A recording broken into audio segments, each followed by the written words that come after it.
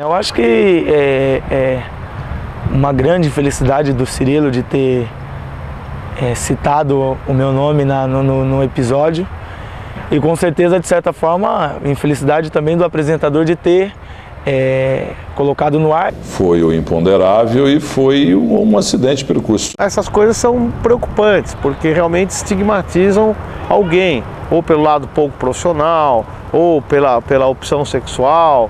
E a informação é que o Fantástico vai entrevistar um jogador homossexual de um grande time de São Paulo e não do São Paulo. Então vocês têm obrigação, por obrigação profissional, de perguntar pro presidente pro diretor do Palmeiras se tem também. Aí o que aconteceu? Voltou do intervalo e falou: atenção, até como é que chama a palavra mesmo? Esqueci a palavra. Para ser justo dos dois lados, né? Então nós vamos perguntar para o seu Cirilo daqui a pouquinho se esse jogador de um grande time de São Paulo, que o município falou que não é de São Paulo, se é do Palmeiras. Aí no intervalo, o Milton Neves vira pro Zé Cirilo, vice-presidente do Palmeiras, e fala assim: e o Richarlison passou pelo Palmeiras, hein? Quase que vocês ficam lá no Palmeiras com esse viado, hein? Volta pro ar, acaba o intervalo comercial, volta pro ar. No ar, o dirigente é um bobão, é um songa, é um 10 para as duas. O Milton sabia que ele era um 10 para as duas. O Milton aproveita e pega ele de surpresa e fala assim: é do Palmeiras esse jogador, seu Cirilo? Não, o Richarlison quase foi do Palmeiras. O empresário, aliás, foi uma situação até meia. O senhor chutou o balde aí agora. Eu acho que o Milton também deveria tomar cuidado para isso não acontecer. Com certeza ele deve ter se arrependido. Foi tanto ato falho dele, foi tão ato falho dele que ele começou a explicar os valores que o Palmeiras ofereceu para o Richarlison, mas que o São Paulo cobriu.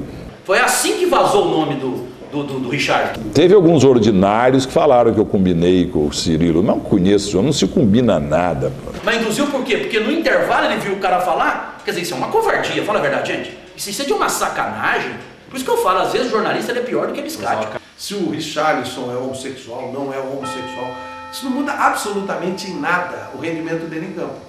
Até que não mude.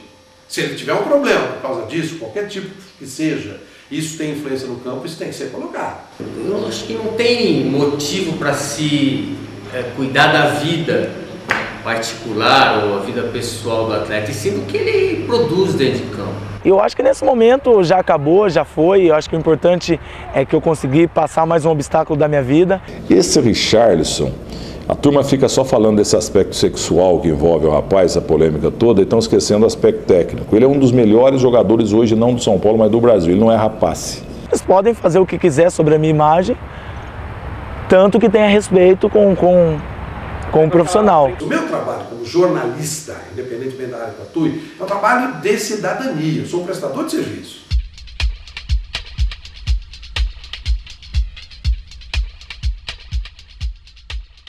Merchandising é motivo de chacota para mim, porque é o seguinte: você está muito mais preocupado com a merchandising do que com a informação. O erro maior é o cara vender um produto que ele não sabe, que ele não usa. Há quantos anos que eu digo isso, né? Virou até um certo bordão. Hoje a gente não sabe se o cara é promotor de evento, empresário de atleta, garoto propaganda, o que ele é. O segundo problema é que, como merchandising começou a ser uma coisa maior do que o salário do jornalista, ou seja, a rentabilidade do merchan é às vezes 6, 8, 10 vezes mais do que ele ganha com o salário. O que aconteceu? Ele esqueceu o jornalismo. Eu acho legítimo. Eu acho que quando você veste esta camisa do entretenimento, você está legitimado. O jornalismo não tem que fazer marketing, gente. Eu acho um baixo nível danado. Ou seja, ele virou um ator, o jornalista. Ele virou um ator. Porque ele cumpriu as metas a serem alcançadas. Preciso fazer isso. E os jornais estão preocupados. Por quê? As revistas estão preocupadas. E aí o sensacionalismo fala mais alto. O futebol profissional está muito censurado, tudo é proibido, tudo é desrespeito, não pode fazer isso, não pode fazer aquilo. Isso é medíocre, na minha opinião. Só hipócrita que não concorda. É cara que não dá ibope, sabe a história da uva e da raposa? Ah, não dá para pegar, não gosto, tá verde.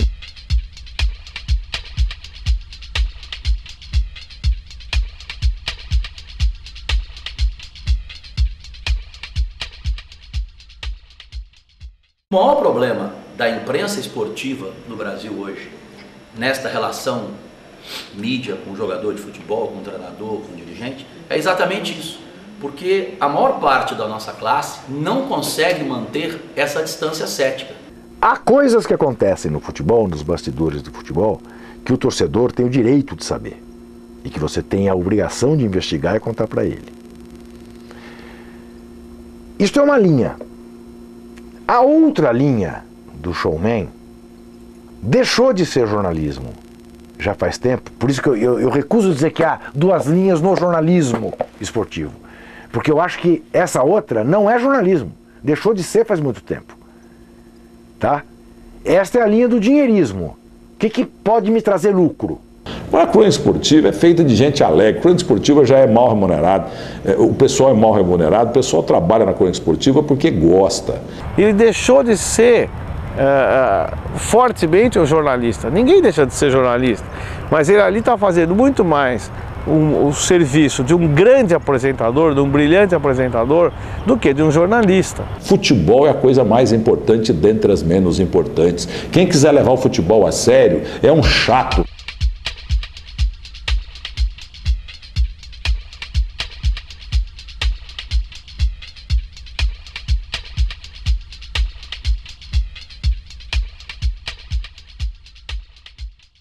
Essa linguagem bélica está muito presente.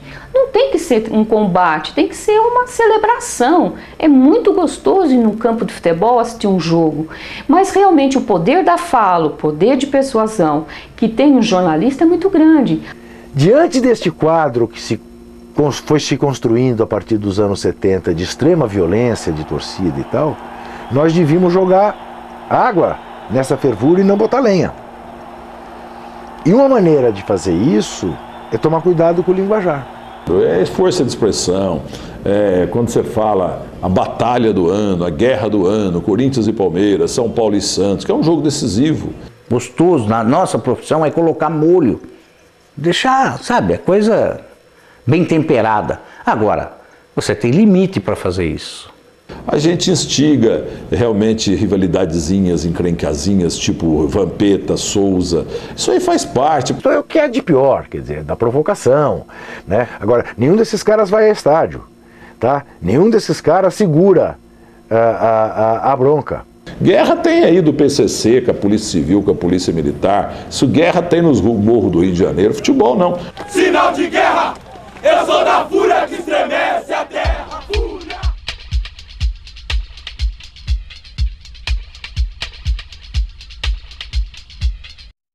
Se é difícil você, torcendo para um time de futebol, ser ético, não misturar as coisas quando você está diante das câmeras, dos microfones ou de uma redação. Jogador de futebol, atleta, do lado de lá. Dirigentes, do lado de lá. Jornalistas devem ficar do outro lado. Acho que a forma como as coisas estão sendo colocadas é equivocada. O jogador está despreparado e muita gente da mídia também. O que acontece? Chegam aqui, ficam tomando café, de costa para o treino, não ficam olhando o individualismo no treinamento de algum atleta. Um atleta batendo pênalti, um atleta batendo falta, um atleta treinando um cruzamento. Aí chega no jogo, o atleta erra, também não treina. Ele passou o tempo todo contando piada de costa.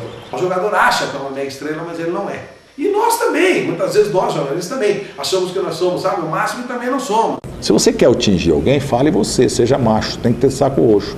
E faça a denúncia, critique, pode criticar, porque nós temos que criticar. Se a imprensa brasileira não fosse o que é, o Collor estava até hoje aí dominando. O dia que o jornalista entender que pedir desculpas, ele vai ser mais admirado e não desrespeitado, ele vai poder se considerar jornalista. E o que eu vou dizer agora é com um pesar muito grande no coração. O lixo vem para o esporte, infelizmente. Por isso a minha relação particular, depois de 48 anos, 44 anos de convivência com a imprensa, não tem como ser saudável.